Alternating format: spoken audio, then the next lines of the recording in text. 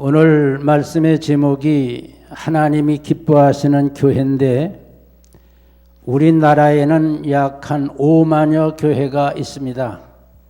근데 교회마다 다 하나님을 기쁘시게 사는 것은 아니에요. 하나님을 기쁘시게 하지 못하는 교회도 있고 하나님을 기쁘시게 하는 교회도 있는데, 교회라고 하는 것은 여기 모이신 여러분들이 다 일심교회인 줄로 믿으시기를 바랍니다. 이 건물은 교회당이고 우리 한 사람 한 사람이 일심교회예요. 믿어집니까? 근데 하나님이 기뻐하시는 교회가 되려면 저와 여러분이 다 하나님이 기쁘시도록 살아야 하나님이 기뻐하시는 교회가 되고 영광 돌리는 교회가 될 줄로 믿으시면 아멘 하시기 바랍니다. 첫째로 생각할 것은 하나님이 기뻐하시는 교회는 영적인 교회가 되어야 하나님께서 기뻐하십니다. 우리 영적으로 사는 게 뭐냐? 디모데 후서 2장 1절 말씀 보면 그리스도 예수 안에 은혜 속에 강하고라고 하는 말씀이 있어요. 그래서 은강교회라는 교회도 있고 한데 여기서 근거를 얻은 것입니다. 우리는 은혜 속에서 날마다 강해져가는 성도가 될 때 하나님이 기뻐하시는 교회를 이룰 수가 있어요. 여러분, 2014년은 여러분이 지금까지 산 생애 중에 가장 하나님의 은혜로 강해지는 성도 되시기를 주의 이름으로 축원합니다.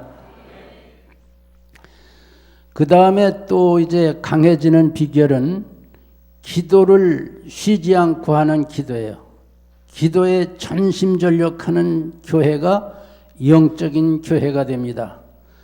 지금은 영적인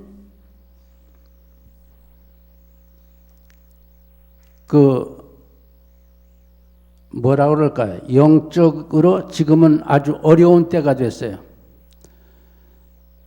옛날에는 보릿고개라는 게 있었는데 요즘에 영적으로 보면 우리 교회가 보릿고개를 당한 것과 같은 거예요.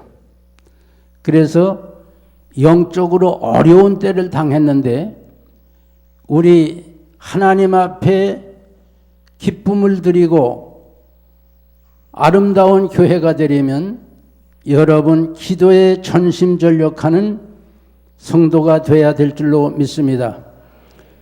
존 락슨은 말하기를 기도하는 한 사람은 기도가 없는 민족보다 강하다고 하는 얘기를 했어요. 한 민족이 몇십만 명 되는 나라도 있지만은 10억이 넘는 나라도 있습니다. 근데 기도하는 한 사람은 기도가 없는 민족보다 강하다고 하는 얘기는 기도는 전능하신 하나님을 움직일 수 있기 때문에 이런 말이 나온 것입니다. 우리가 기도를 한다고 하는 것은 하나님 앞에 나는 부족합니다. 나를 도와주세요. 기도를 하는 것이 기도하는 것인데 시편 2편 8절 말씀 보면 내게 구하라 열방을 유업으로 주리니 네 소유가 땅끝까지 이르리로다 말씀을 했고, 에스겔 36장 37절 말씀 보면 하나님께서 일신교회에 나오는 여러 성도들 모두에게 복을 주기로 하셨어요. 그런데 내게 기도하는 자에게만 복을 주겠다고 약속을 하셨어요. 여러분, 그래서 칼빈은 말하기를 기도는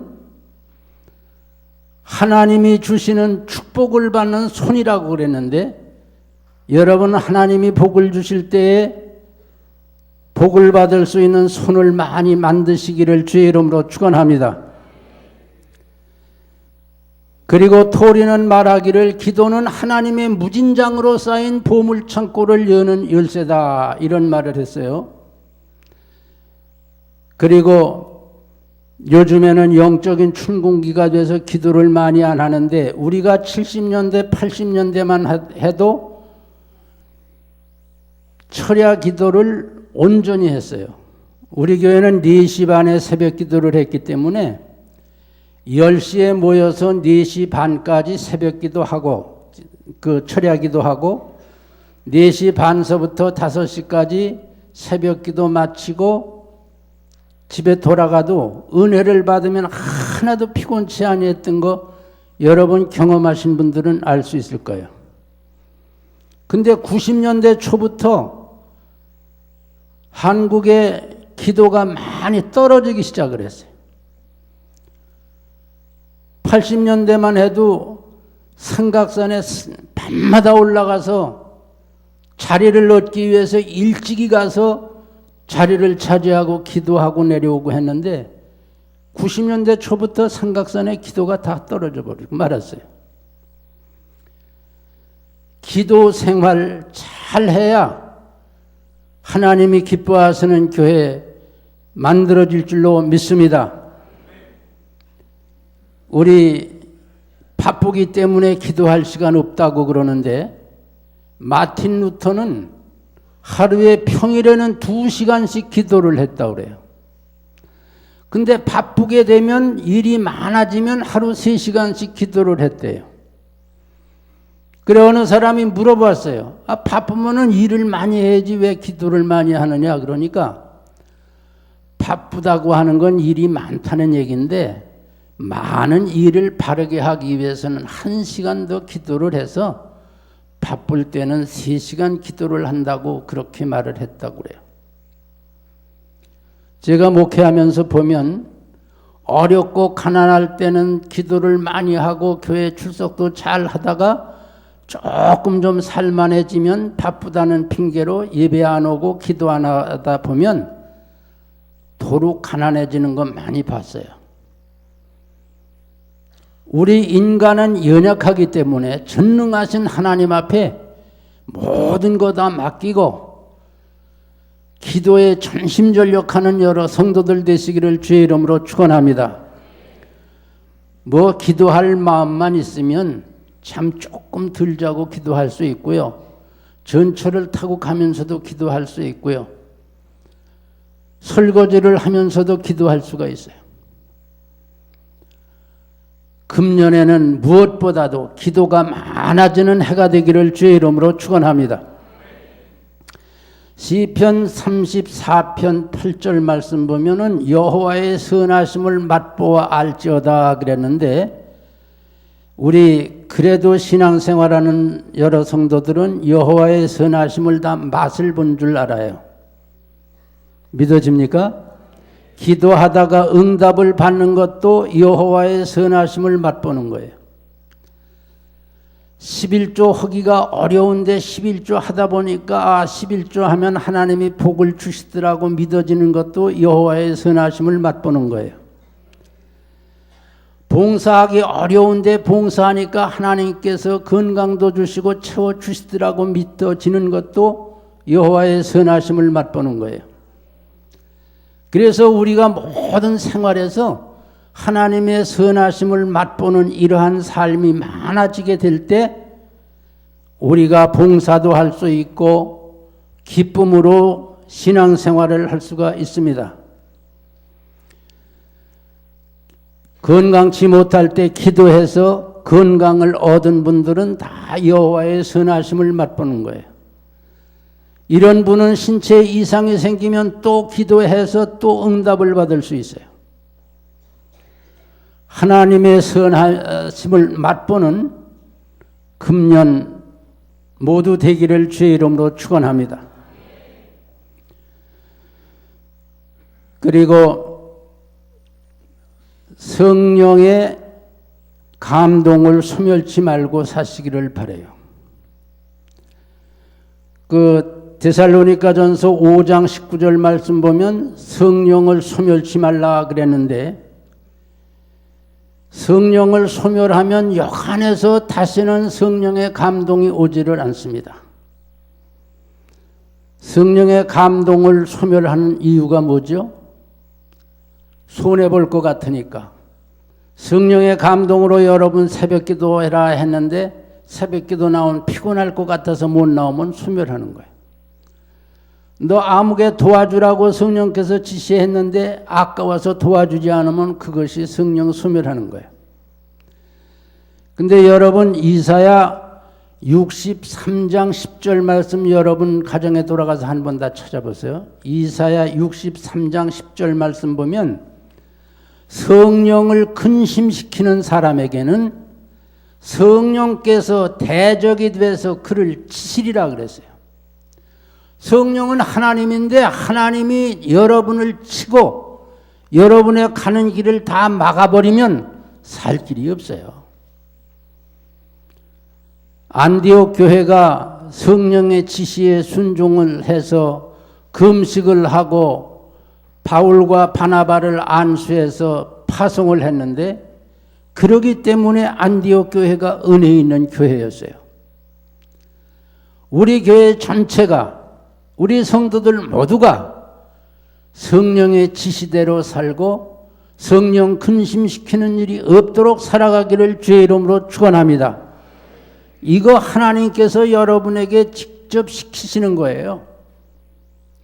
성령의 감동대로 살기 때문에 여호와의 선하심이 모두에게 여호와의 선하심을 맛보는 삶이 되기를 주의 이름으로 축원합니다. 사무엘상 15장 22절 말씀 보면 순종이 제사보다 낫다고 하는 말씀이 있는데 하나님의 말씀에 순종을 하면 복을 받고 거역을 하면 패망한다고 그랬어요. 그 말씀 순종을 안 하는 것이 이렇게 극단적으로 말을 할 수가 있어요.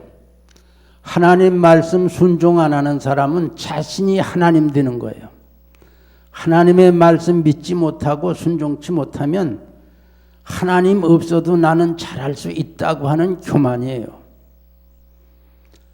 우리가 차를 타고 가다가 신호등 무시하면 반드시 사고가 납니다. 지금 은혜 시대가 돼서 하나님의 말씀 불순종해도 그냥 넘어가지만 하나님께서 불순종하는 자는 불순종한 대로 갚아주세요. 꼭 여러분 하나님의 말씀에 순종하는 14년 되기를 주의 이름으로 축원합니다. 사도행전 18장 5절 말씀 보면 사도 바울이 말씀에 붙들려 살았다고 그랬어요. 여러분 다 말씀에 붙들려 살기를 주의 이름으로 축원합니다. 그러면 세상 살이 만사 형통할 수 있어요. 우리 신앙 좋다는 게 뭐예요? 말씀에 붙들려 살면 신앙이 좋은 거고 말씀 불순종하면 아무리 많은 재주를 피워도 그거는 믿음이 좋을 수가 없어요. 우리 14년도에는 모두 다 말씀에 붙들리는 역사가 있어서 영적으로 살아가는 한 해가 되기를 주의 이름으로 축원합니다. 두 번째로 생각할 것은 신앙의 뿌리가 깊어야 하나님을 기쁘시게 할 수 있어요. 오늘 본문 6절에 보면 야곱의 뿌리가 박혀 우미 돋고 꽃이 필 것이라고 그랬어요. 뿌리 깊은 나무가 움도 돋고 꽃도 피울 수 있습니다. 우리가 성지순례를 가면은 카이로에서 성지순례 마치고 버스를 타고 시내산 들어가기 전에 가다 보면은 몇 시간 달려가는데 나무가 한 그루 서 있어요. 높이가 한 30m쯤 되는 나무인데 몇 시간 달려오다가 나무가 길가에 서 있기 때문에 거기서 버스를 다 세우고 내려서 이 나무가 어떻게 이렇게 광야에서 한 그루 나무가 있을까? 그런 얘기를 해요. 근데 누가 그래요. 이 나무가 높이는 30m밖에 안 되지만은 뿌리는 아마 아래로 한 100m쯤 내려갔을 것이다. 그런 얘기를 해요. 뿌리가 깊은 나무는 사막에서도 푸르게 자라더라고요. 우리가 예수 믿다가 주일도 종종 빠지고 11조도 잘라 먹고 또 이단이 와서 뭐라 그러면 솔깃해서 또 왔다 갔다 하고 하는 그 모든 이유가 다 어디 있어요? 믿음의 뿌리가 없기 때문에 그래요. 여러분, 믿음의 뿌리가 깊으면 세상 풍조가 아무리 밀려와도 걱정할 것이 없어요. 골로새서 2장 7절 말씀 보면 너희는 교훈을 받은 대로 믿음에 굳게 서라 그랬는데 우리가 지금까지 교훈을 받았잖아요. 말씀으로. 말씀을 받은 대로 믿음에 굳게 서는 성도들 다 되시기를 주의 이름으로 축원합니다.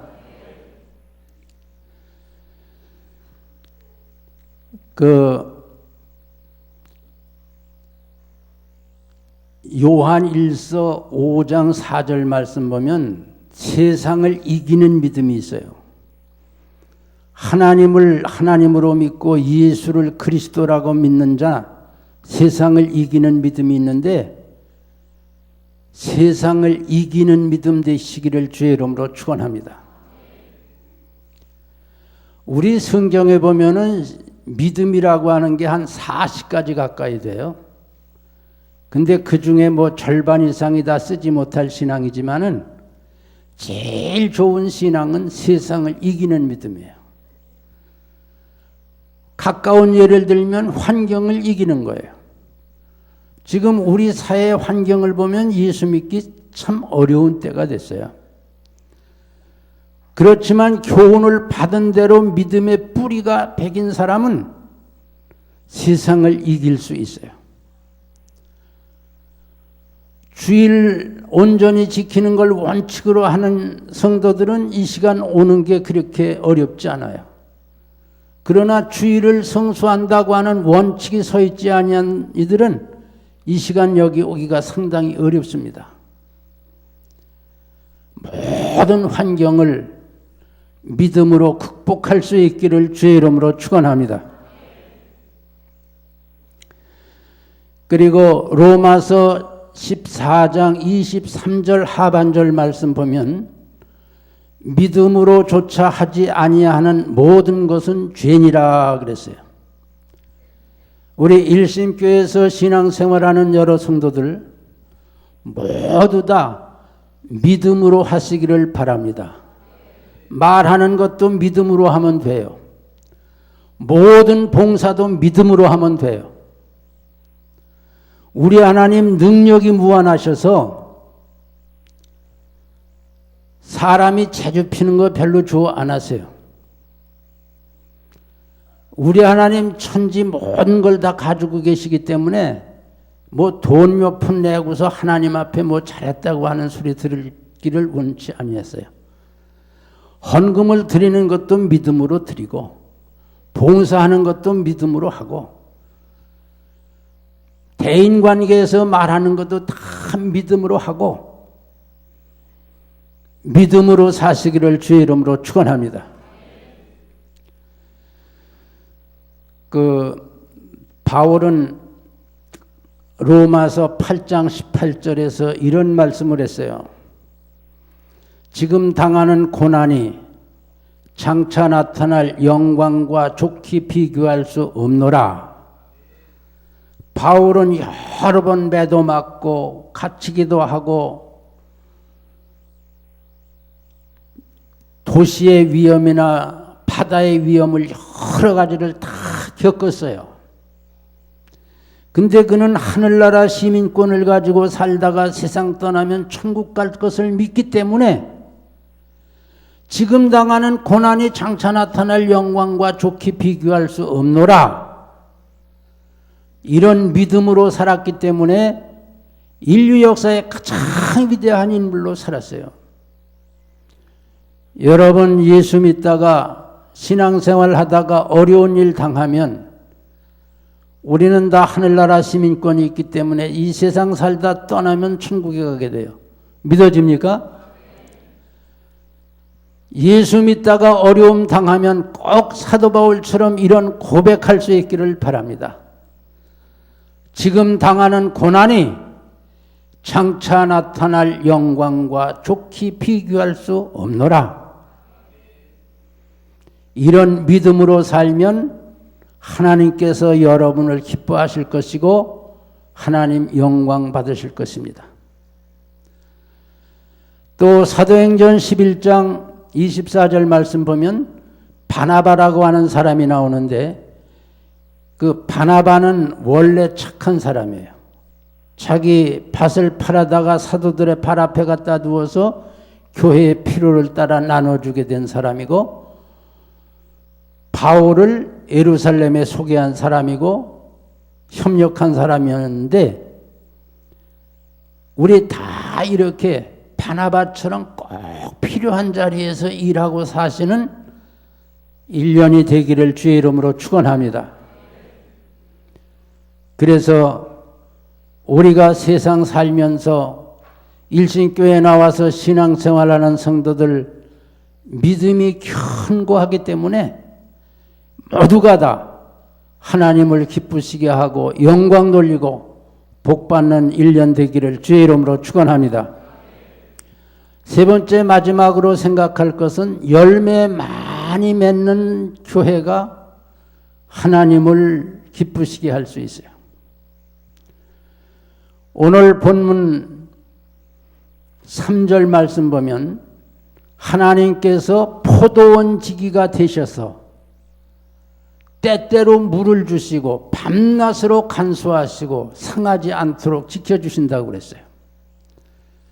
이 말은 하나님은 포도원지기가 되시고 예수님은 포도나무가 되시고 우리는 다 포도나무에 붙어있는 가지예요.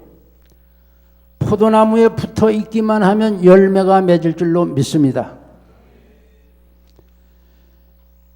이사야 5장 4절 말씀 보면은 하나님께서는 극상품 포도를 심으시고 울타리를 치시고 담을 쳐서 외부로부터 보호를 해주시는 거 볼 수 있어요. 하나님께서 우리 모두에게 열매 많이 맺도록 담을 치시고 울타리로 보호해 주시는 거 믿기를 주의 이름으로 축원합니다.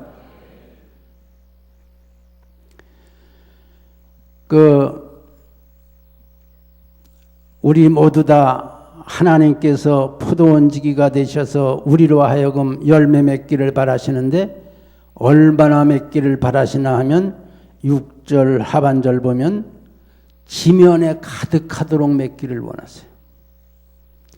조금 맺기를 원하는 게 아니라 지면에 가득하도록 저와 여러분을 통해서 열매 맺기를 원하심을 믿어지면 아멘 하시기 바랍니다.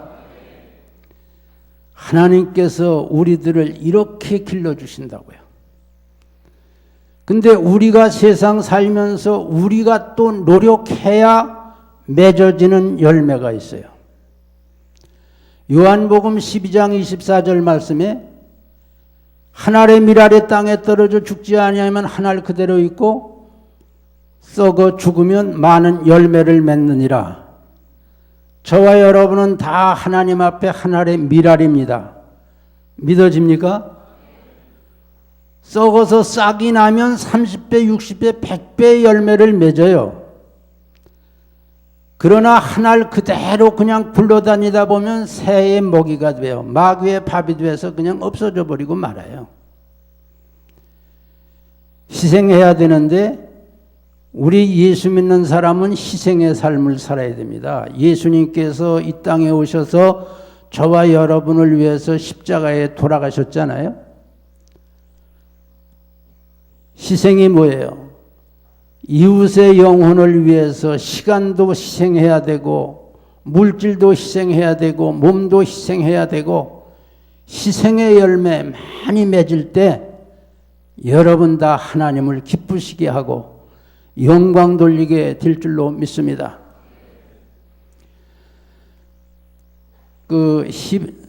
예배소서 5장 9절 말씀 보면 빛의 열매가 있는데 모든 착함과 의로움과 진실함이 세상의 빛이라고 그랬어요. 마태복음 5장 16절에도 너희는 세상의 빛이라고 그랬어요. 옛날 성현들은 일일 일선이라고 해서 하루에 꼭 한 가지 선한 일을 해야 된다고 얘기를 했어요. 근데 우리 교회에서는 예수 믿으면 구원받는 교리만 설교할 시간이 없기 때문에 도덕적으로 선하게 살아다 하는 말을 설교할 시간이 별로 없어요. 근데 우리 예수 믿는 사람이 세상에 빛이 되려면 모든 일에 선하게 살아야 돼요. 아멘입니까? 선하게 사는 것이 우리가 세상에 빛이 되는 거라고요. 의롭게 살아야 돼요. 뭐 요즘에 세상에 다니는 말 중에는 돌아다니는 말 중에는 유전무죄, 무전유죄 뭐 그런 말이 있잖아요. 이건 세상의 재판을 잘 못하는 것에 대해서 말을 하는 것인데 우리가 다 의롭게 살아야 돼.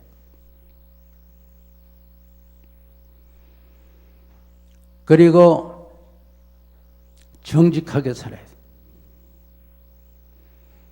예수 믿는 사람 사실대로 얘기해서 손해보는 것은 하나님께서 보충해 주실 줄로 믿습니다.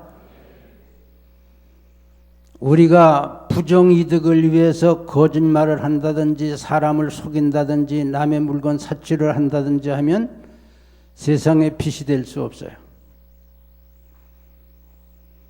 우리 다 정직하게 아름답게 바르게 살 수 있기를 주의 이름으로 축원합니다.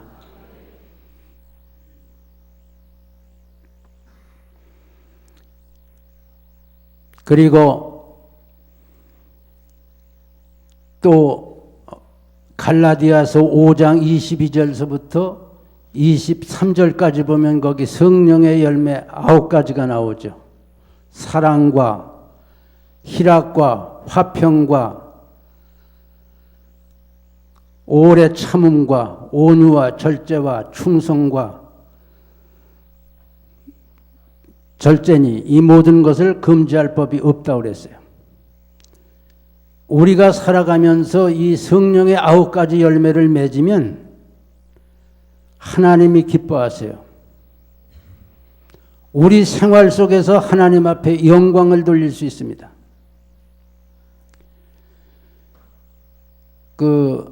요한복음 13장 34절 말씀 보면 예수님께서 이렇게 말씀하셨어요. 내가 새 계명을 너희에게 주노니 너희는 서로 사랑하라. 내가 너희를 사랑한 것처럼 너희는 서로 사랑하라. 사랑은 부부간의 사랑도 사랑이고 부자간의 모녀간의 사랑도 사랑이고 친구간의 사랑도 사랑인데 사랑은 다 아름다워요. 근데 예수님께서 우리를 사랑하신 사랑은 생명을 버리고 우리를 사랑하신 사랑이에요. 근데 우리가 성령이 충만했을 때만 이 열매를 맺는데 형제를 사랑하는 이 사랑 여러분 다 금년에는 한 분도 빠짐없이 체험하시기를 주의 이름으로 축원합니다. 이 사랑을 맛보게 될 때 아무 가진 것이 없어도 세상 다 가진 기쁨이 와요. 걱정 근심이 다 사라져요. 우리 모두 다 사랑의 열매 맺기를 주의 이름으로 축원합니다. 그리고 사랑, 희락, 화평이라고 그랬는데 우리 성도들이 사는 가정이 화평하기 바라고 교회가 화평하기 바라고 가는 직장에서 다 피스메이커가 되어서 화평한 삶을 살아야 성령의 열매가 맺어질 줄로 믿습니다. 직장 가서 왕따 당하고 돌림받고 하는 이유가 어디 있는지 아세요? 피스메이커가 안 되고 트러블 메이커가 되면 그렇게 돼요. 그리고 충성하면 생명의 면류관 주리라 그랬는데 이 충성이라고 하는 것은 생명과 바꾸는 것을 충성이라고 그래요. 그래서 한문엔 이런 말이 있어요. 충즉 진명이라 그랬어요. 충성하다 생명을 내놓는 거 당연히 알고 직언을 하는 게 충언이에요. 그래서 계시록 2장 10절의 말씀 보면 충성하는 자에게 생명의 면류관을 주리라고 말씀을 했어요. 우리 다 하나님 앞에 충성하는 해가 되기를 주의 이름으로 축원합니다. 그리고 마지막 9번째 열매가 절제니 그랬어요. 지금 카지노 가서 가산탕진하는 사람들이 왜 하는지 아세요?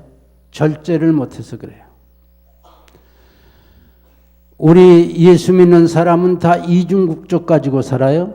한국의 국적도 있고 하늘나라 국적도 있고. 믿어지지요? 이중 국적을 가지고 사는 사람은 시간 절제해야 됩니다. 새벽기도 나오려면 저녁에 텔레비 일찍 꺼야 새벽기도 할 수 있어요. 돈도 절제를 잘 해야 됩니다. 국민의 의무도 잘 해야 되고 하나님 앞에 의무도 잘 하려면 돈도 절제를 해서 꼭 쓸 때 써야 돼요. 그리고 우리가 세상을 살아갈 때 일의 선후 순서를 잘 정하는 것도 절제입니다. 우리가 세상 일 다 해가면서 하나님 잘 믿을 수 없어요. 하루 24시간 중에 꼭 필요한 거, 영적으로 유익한 거, 내 생활에 꼭 필요한 것은 해야 되지만 그렇지 못한 것은 다 커트하고 잘라버리는 것이 절제예요. 바울은 말하기를 우리는 하늘나라 경주정에서 뛰어가는 다름질하는 사람이라고 그랬어요. 다름질하는 사람들은 한눈을 팔면 안 돼요.